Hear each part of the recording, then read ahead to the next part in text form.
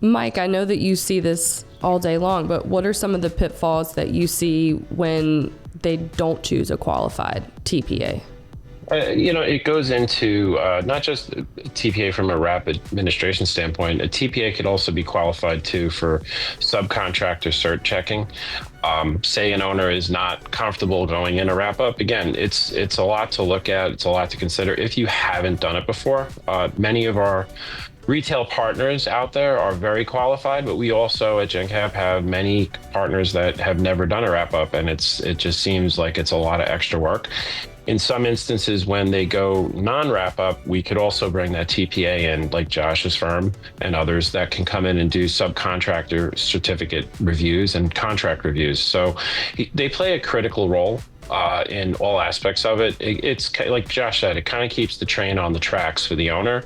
It allows communication to the owner or the contractor to know where they stand on a regular basis. They could track their stuff quarterly, monthly, however it's reported through the software system that the administrator's using. They'll have access to that live time, and they'll see what's going on from a claim standpoint. It's also a great tool for the retail agents. They could start to see how these projects come together, what the costs are, and some of the cost benefits. As Josh said, when they do bid to contractors and they start to collect data, they could start to develop insurance premiums under the wrap-up that the subcontractors would pay to be part of it, because they're enrolled. So now they're enrolled, it's under our insurance, it's consistent coverage. We don't have to worry about in a wrap-up saying you don't have a subsidence exclusion, or you do or you don't, residential or anything like that in these tougher states. And we're finding in most cases, project specific for the owner GC, again, while it seems cost effective, in many cases, the pitfalls you run into, the subcontractors come to the table many times with coverage that's not proficient to be on site, and they have holes in their program, which leaves our owners exposed. So in that instance, the administrator, again, can provide services to make sure that there aren't gaps in coverage.